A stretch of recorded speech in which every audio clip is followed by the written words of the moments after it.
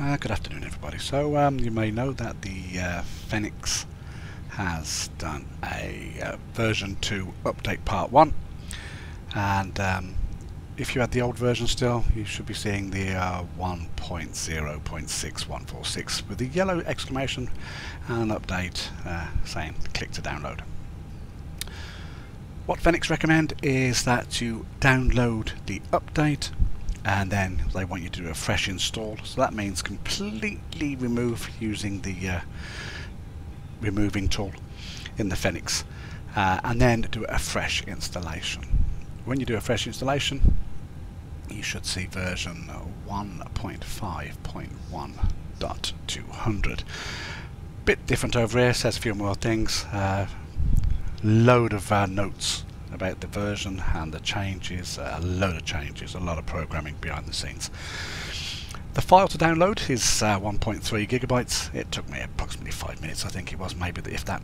And then to install it, like I say, remove the old Fenix completely and then install from the new update which you've downloaded. It took me about 4 or 5 minutes to actually install the new aircraft. Once the aircraft's installed, there's a couple of things you're going to have to do. Firstly, you're going to have to put your sim brief in, and if you have a subscription to Navigraph, you're going to have to put your subscription to Navigraph in to link it all up.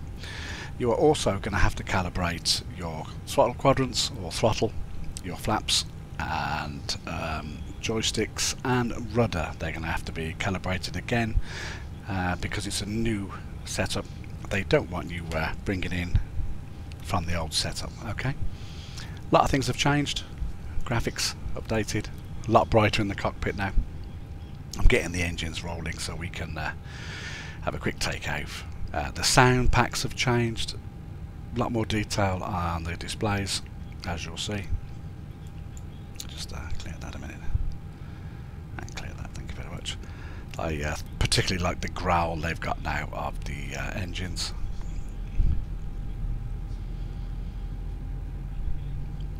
Aircraft handles a lot better. There was a couple of videos I did which I never published, where I was coming into land, crabbing with a side wind. As soon as the wheels touched the ground, off the aircraft shot, off the runway, across the grass, everywhere, nightmare.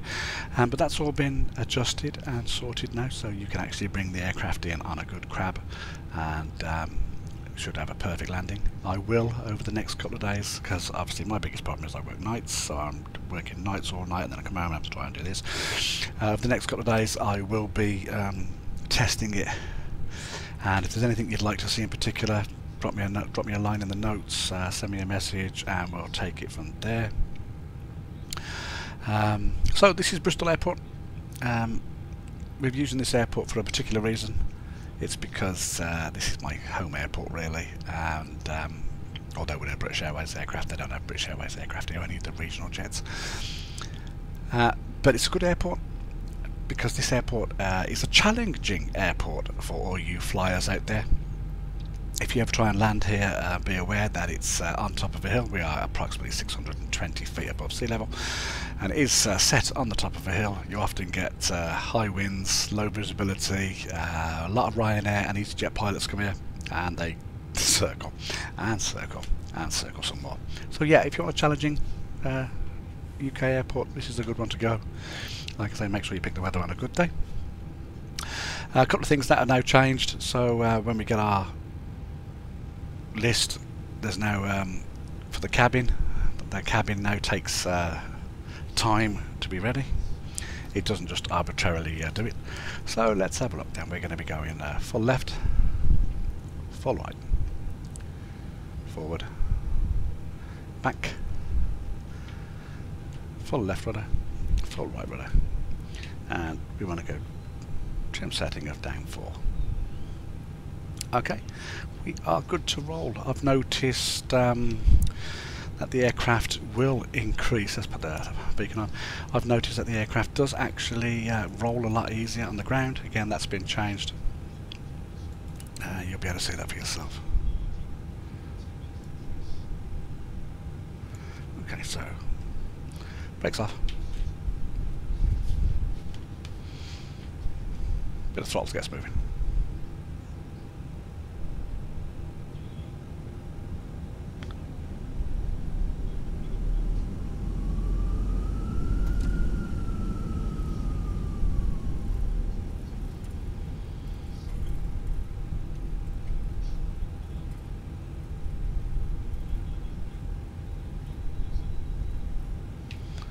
Bristol Airport's quite a challenging airport. This is added scenery.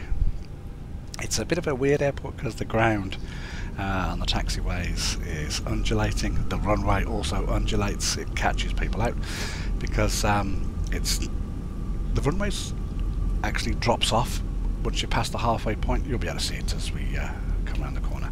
Also, Dave Coy, you'll also notice that I am talking.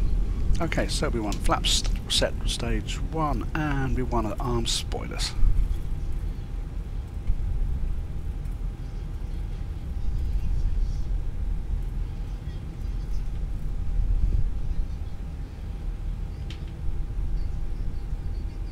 Okay, so the signs have come up now, so we want auto brake set to maximum.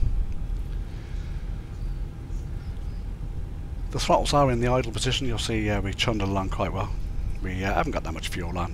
We have got 180 packs, 180 passengers on board. That's quite a few. You'll notice now that we'll just do the test. And it also now says cabin check. Okay, so we're going to go up and cabin check. And you'll notice that takes a bit of a while. It's not a defined set period. It can be anything. So we'll just come around to the whole point and wait for the cabin check to come off.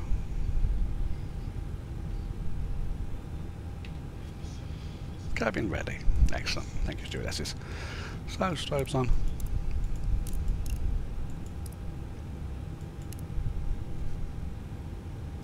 We won't bother turning the packs off today. Let's roll out.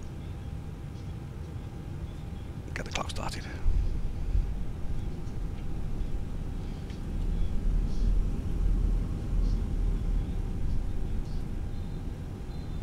So like I say, you'll notice that the engine sound packs has been changed. Terrain's also a lot better on the actual map now. Let's change it to 40.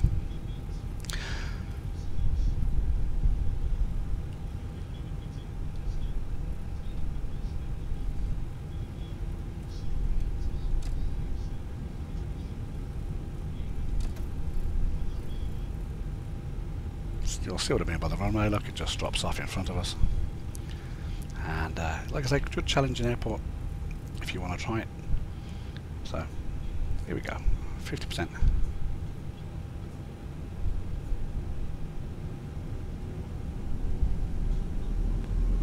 Engine's good.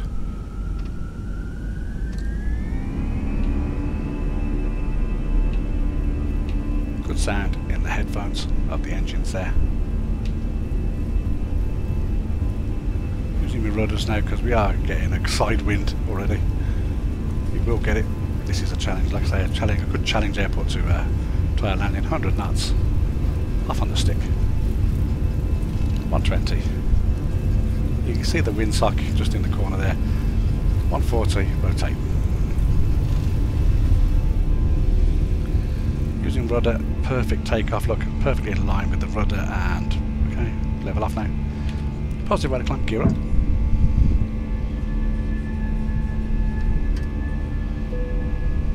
Disarm spoilers and disarm brakes.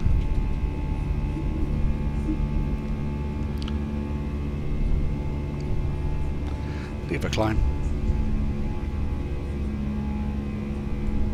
Let's get the lights down.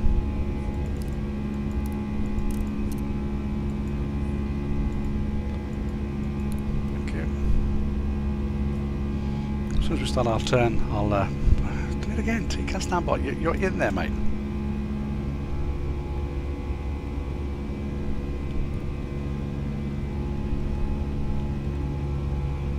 I had this earlier, it may be a fault.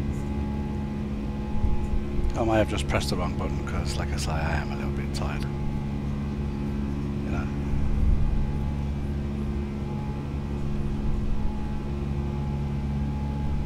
You know what it's like.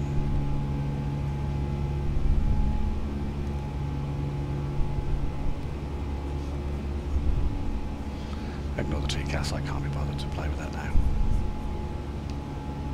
Okay, so as soon as we start our turn, we'll do a direct. Okay, it's direct. And we'll look for Begin. There you go. Enter. Aircraft's turning. As it turns, we'll now set our cruising height as 13,000 feet. And go standard. Flaps up. See, the engine actually held us at flaps up. That was interesting because on the earlier version it would not hold us on the climb. It would go through that and we'd have the warning.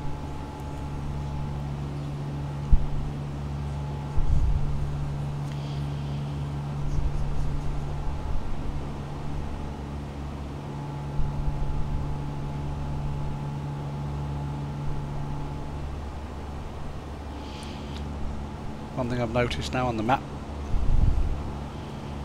been updated, as you can see.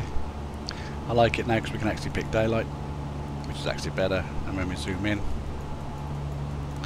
If we was to be at Bristol, which we've just left obviously, you can zoom into Bristol, look, and you can actually see now that it does give you the taxiways, parking stands, intersections for that little airport, which makes obviously a lot easier. Let's click that there. We are on the high altitude airways. Into the cloud. And you can actually see now the MFDs and this displays. The difference in the graphics and types. A lot easier, a lot smoother compared to what they were. A lot more colourful too, I may add. Again, it shouldn't be there. Ignore it. Let's try a different setting.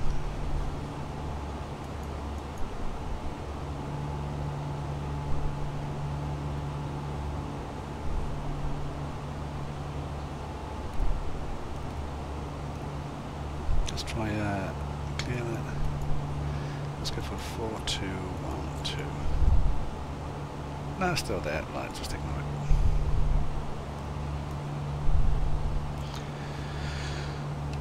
All those little teething problems, I think. There is a few bugs, nothing important. One of those things we'll find out. We'll release the seatbelts. So the brightness now, a lot more better with the lighting. Again, like we're coming up above the clouds, it looks a bit dark, but we can see we can actually turn the brightness up to quite substantial.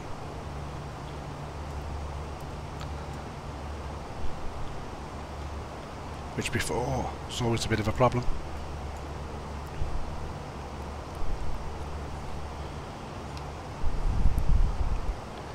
Okay, so that's the initial, just to have a little look, see what you think. My views is it's a great update. Aircraft responds really well. If there's anything you'd like to see, give me a shout and we'll take it from there. In the meantime, happy flying. Bye bye.